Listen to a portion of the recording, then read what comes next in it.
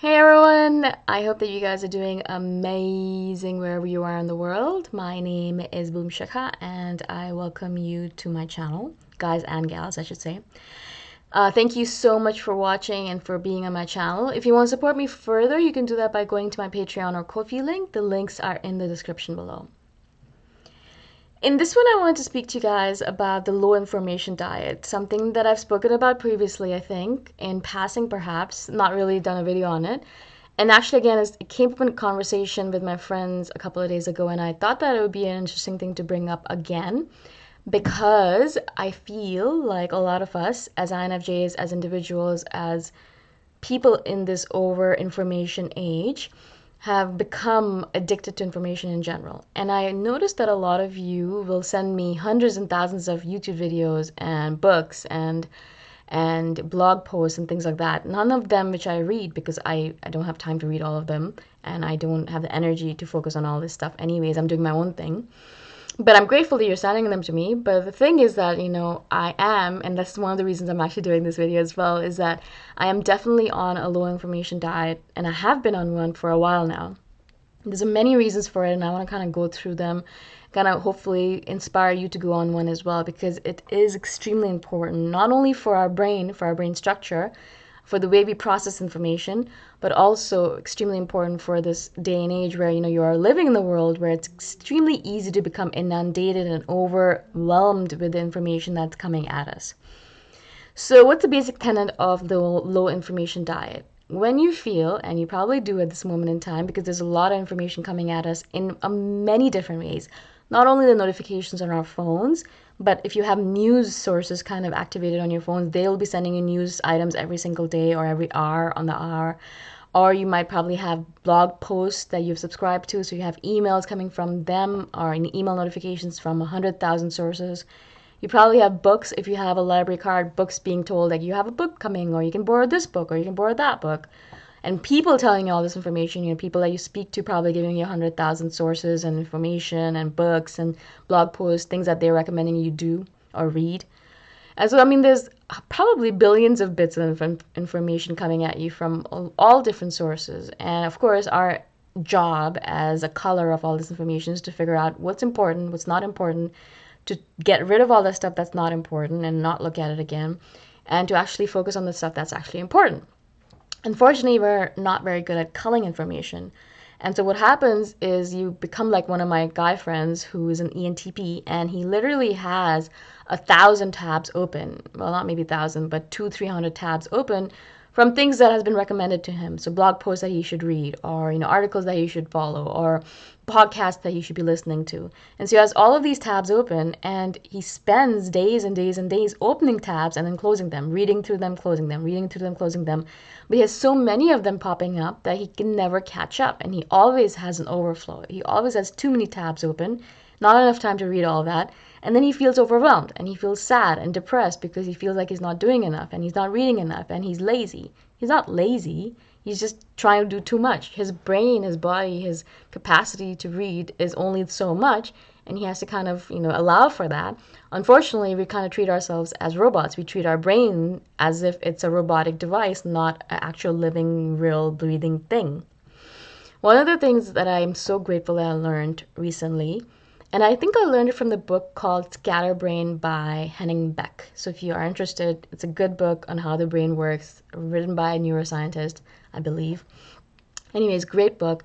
One of the things that I read in that really kind of shocked me and I was surprised by was the fact that your brain actually cannot process information on a continuous basis. We think, as human beings, because there's a robotic assumption about our body, is that our brain is constantly processing information and can constantly process information without any fail, without any problems, can just keep on going forever and ever and ever, just like the heart keeps on beating forever and ever and ever.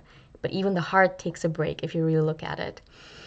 And so what happens if you take in too much information for your brain to handle is that if you don't give it enough time to process that information by giving it idle time, it does not actually process that information. It just throws it out. It's not able to process it. It's not able to take it in. It's not able to move it from short-term memory to long-term memory. And so it's thrown out like garbage. It's basically garbage in, garbage out. And so you're taking in all this information, you're thinking that you're doing a great job, you're learning and studying on a constant basis. You have an audiobook whenever you're walking around, you're reading all the time, you're watching videos all the time, and you're taking in all this information. But because you're not allowing your brain to rest, and some of us are insomniacs, so you're not even sleeping enough to actually allow for that processing time. And so what's going on with your brain is just it's overwhelmed. There's just too much coming at it, not only in terms of the visual input and the sensory input, auditory input, but on the daily basis of intentional input that you're actually reading, listening to, and taking in all the time. And because, as I said, you're not giving your brain that idle time, it's just not able to process it. It's not using that information. So it's basically like you're wasting your time reading all that stuff, putting it all into your body because on your brain, because you're not actually going to transfer it to long-term storage. There's no point. It's like it's wasted time. And so in fact, it would be actually much more useful if you read one book at a time, read it completely, and then gave yourself time every day to process it. And in fact, our brain's so smart and so powerful that even the article or the book says even 5 to 10 minutes of idle time, if you can just sit for 5 to 10 minutes after you integrate some information, that's all you need. That's all really sometimes that you need is 5 to 10 minutes. A lot of times we're not even giving ourselves 5 to 10 minutes. We'll take our phone into the bathroom while we're pooping. We'll be like on the toilet seat, even reading at that point. We're reading while we're eating. We're reading while we're walking. We're listening to audiobooks while we're walking. Or we're talking to someone who's giving us information. While we're sitting, we're reading. If we're doing anything, we're just putting in information into our body all the time, into our brain all the time. When will our brain have the time to process it? It's not possible. It's just not possible for it to do that much work and to take in that much information. And so for you guys and for me as well, a lot of times what I do recommend is that if you are doing this to yourself, not only of course should you take that idle time, so maybe 10, 20, 30 minutes of relaxation time where you don't take in any information, not reading anything, not listening to anything, no music, no nothing. And that's why meditation is such a great thing for that, because you're basically just sitting doing nothing. And so giving yourself, your brain, the time to inculcate all that information is so powerful. But also, again, putting yourself on a low information diet, because the point of all this information is not so that you take in information and hoard it like a lot of us do, but to actually use the information. And my friend, the guy friend I was talking about earlier, he's a prime example of this, where he takes in hundreds of thousands of bits of information, does nothing with it, does not use any of the information for his own health or his benefit. Maybe a couple of things he'll put in here and there, but mostly all that information is wasted because it's in his head perhaps, but he's not using any of it. He's not using it to change his life, to improve his life, nothing. It's just complete wasted time, complete wasted energy. I don't know why he even bothers. And so a lot of the point of this, and I've said this in videos before, and the point of all of these things that you're doing is not so that you can just have this information in your head so you can look smart in front of someone else when they ask you a question about it, because you're actually using the information that it gives you. If you're reading a book on health, take a couple of ideas from it and actually inculcate it into your daily routine. For example, if it tells you green tea is the best thing on this planet, don't just read about it, start drinking green tea, right? If you can. Or things like that, actually take action, or put it into your to-do list to actually take action on the items that you're reading about, learning about, rather than just reading about it and learning about it and just becoming a hoarder of all of this data information digitally or electronically or whatever you're doing for yourself. And I know I do that as well because I am addicted to books. I love books, and the more books you can give me, the more books I'll collect.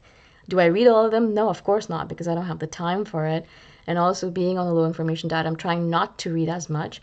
I still read a lot, but I'm trying not to as much as possible. And so when I'm walking around, I try, I won't read an audiobook every single time. I'll try to have some silent moments where I can just let my brain relax and idle and go through just inculcating and processing all that information that I've gathered on a daily basis.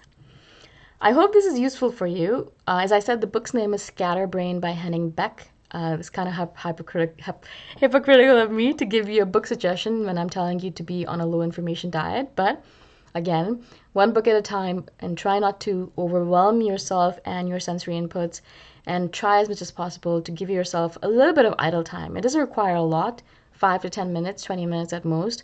is all your brain needs in order to process information that you've taken in from a book or from a blog post, things like that. So allow your brain that time.